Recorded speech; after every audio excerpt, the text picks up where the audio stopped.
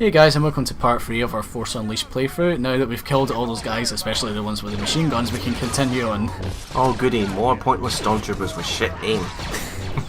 Yeah, so they're pretty much like the common enemy that you're going to see throughout this game. They're kind of like the ones where you can like hit like once and they'll just fall to the ground dead. And of course they had to point out the object, the mandatory objects you have to pull out with blue to show that, yeah, this is for plot progression. Yeah, like one thing that might look a bit awkward here is when you're kind of using the force powers to like drag and move stuff, the controls are a bit weird like at times. Inverted.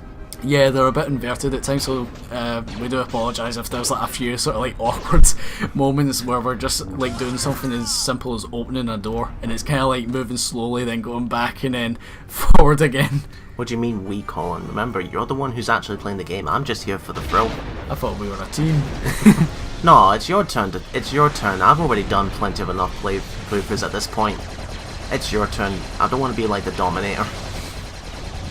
Right, I don't recall this walker in the movies. What is this?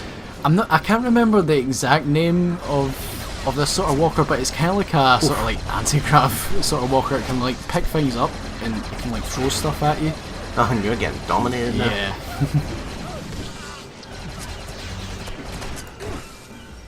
So basically my kind of strategy is like you kind of want to ignore the walker at first and just take out like any sort of like guys that are like kind of standing about. Alright, to regain your health. Especially if they're annoying as the Gatling guns, because I can tell right from the first they are very annoying. Yeah. So they'll drain your health pretty quick. Well, that depends on the difficulty you select at the beginning of the game. Isn't is it Sith Lord, the difficulty in this game is like near impossible? I think so. I think that's what they would call professional difficulty. But I don't recall if it's one of those where everything kills you in one shot. Like Resident Evil 5's was, for example. Now I don't know about you, but like see when like you just completely scrunch up a walker like that's just so satisfying. Yes. Especially when you realise that there's a driver inside it. Especially if it gave you a lot of shit as well, like if it kept hitting you, you can just do that. Like one thing, like I think this game is like kind of like one massive stress reliever at the same time.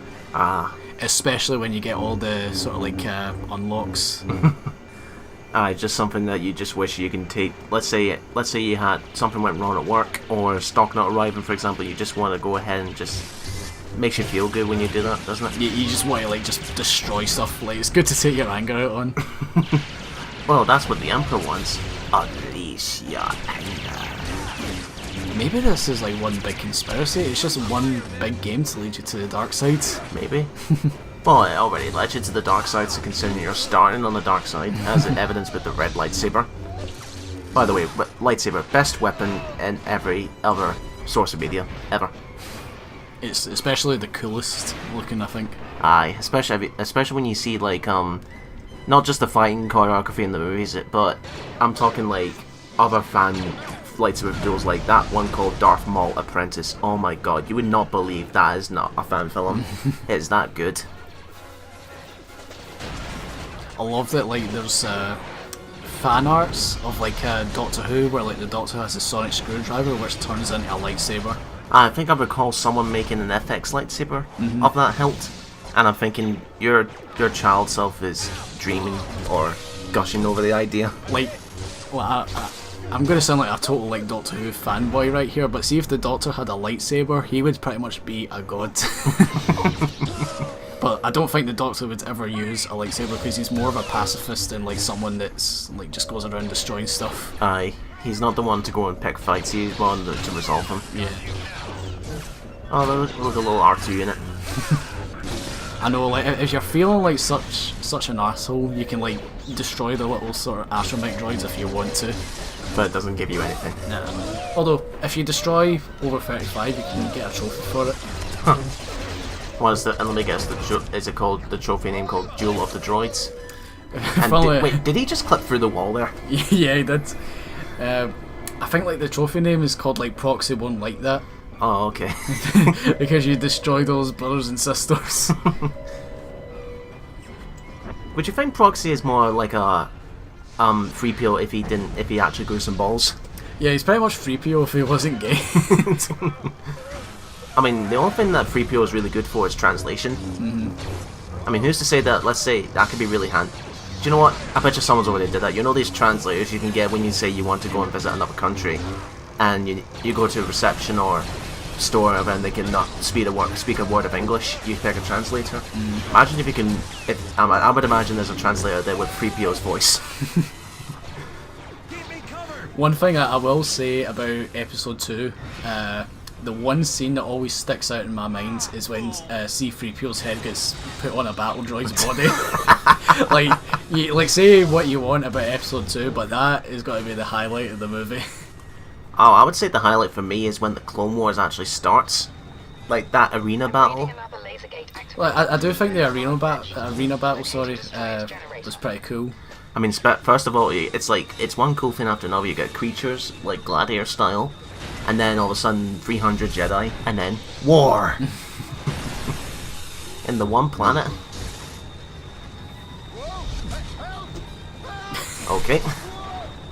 Okay, so but according, well, yeah, I'm going by episode 3 here. So apparently, electronic batons are able to block a lightsaber. Yeah. Okay. Anything else you can slice through, but not those. Now, here's a little fun fact. I'm not sure if you're aware, Colin, but yeah, we're playing the Star Killer, who's the main protagonist, but this was not actually his debut in the video game. He actually debuted in a game that came out, I believe, a month before Force Unleashed came out, which was Soul Calibur 4. Yep. And he was under the name, The Apprentice. Aye, because usually when it comes to Soul Calibur, they usually have the guest characters. For the fourth one, they decide to have Star Wars characters for the guest.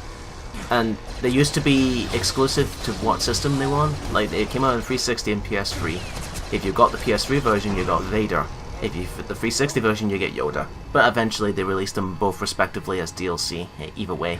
So everyone was happy in the end. Even though they were on the disc. Yeah.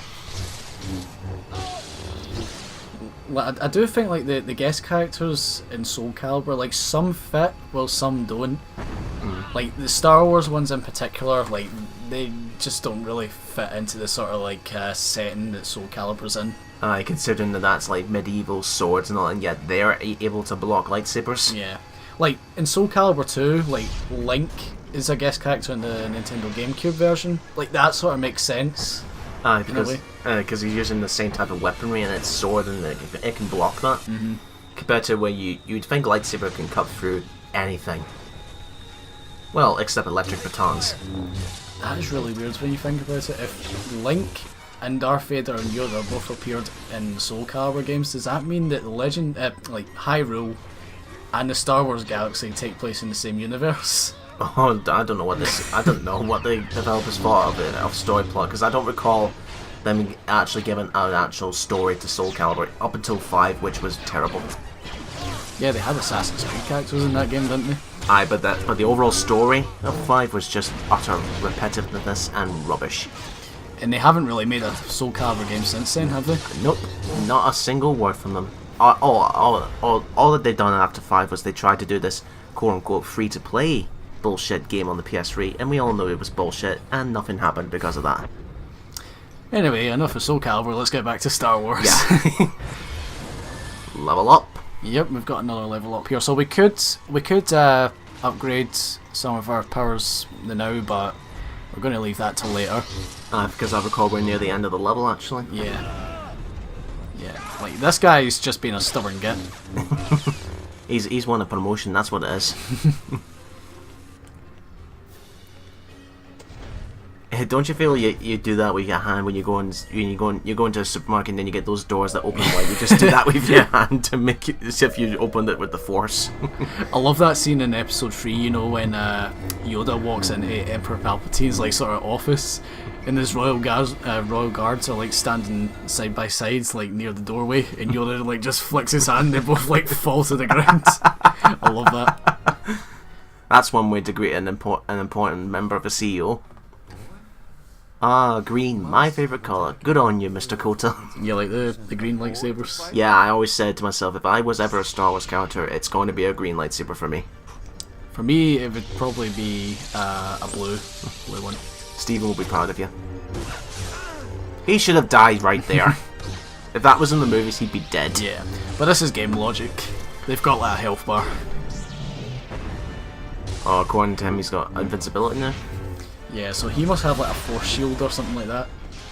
Well, it just proves that it used up all his energy considering he got tired there. Ooh. Yeah, that would have also killed him as well if that was in the movies. Of course, video game. It would have if they did it like the movies, it'd be too easy, and most people would say it's broken.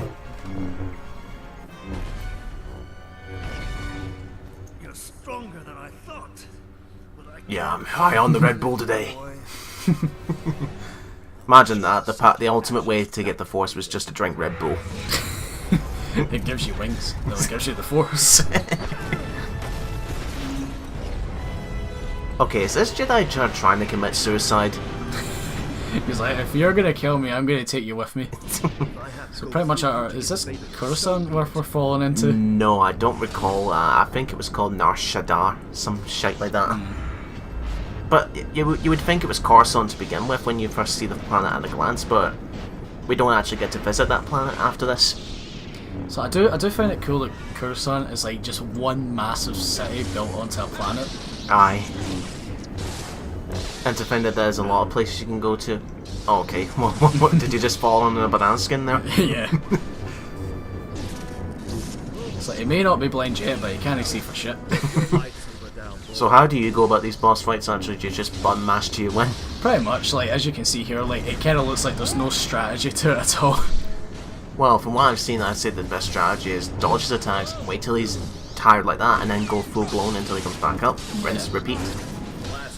Like one thing you should like try and make sure to do is like when they're on the ground, do the sort of like ground stab sort of thing, because that does like a good chunk of damage to their health. As well as the block button, which I believe you can block almost all of their attacks, especially when they do their own lightsaber strikes. Now you'll need to be careful with that floor when it comes to this part, because now that you're re-entering the atmosphere, the floor is going to burn you. Oh, because they're going to burn Kota as well? Well, maybe. But then it disappears. So now we have another QTE event, but now he's just like taking the absolute piss out of him. Oh. Okay, he should have been dead by now. If they want, you know, they did a good job making this Starkiller OP as fuck. Yeah. See, that's why a lot of people, like, when this game was officially canon, a lot of people didn't count it as canon because they were saying there's no way a character this OP can exist in the Star Wars universe. Oh.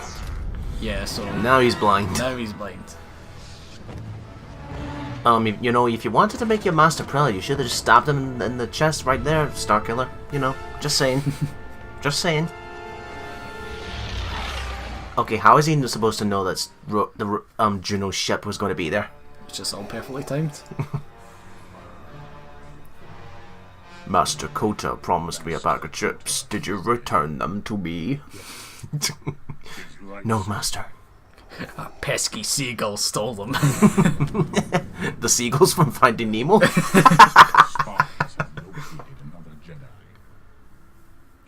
Can you imagine, like, Darth Vader try to eat a chippy? You would have to go in that special containment that we saw in episode 5 where he's actually able to take off his helmet. The meditation chamber or something they call it. Aye. Yes. Only together. Also, I failed to mention this as well, but the other good part about the prequels, Ian McDiarmid as Palpatine. Definitely one of the best actors in the prequels. And Ewan McGregor as Obi-Wan, I think. Aye. Hayden Christensen, in episode 3, he was okay. Yeah. I will say, like, if you're ever into novels, you should definitely read the novelization of episode 3. A lot more detail, I guess. It goes into much more detail about like how Anakin doesn't trust the Jedi Council and that. So we're now entering the droids graveyard now. Yeah. Okay. Basically to hunt down another Jedi. Okay then. Anyway, as we're approaching the junk planet, we'll see you in the next part, guys.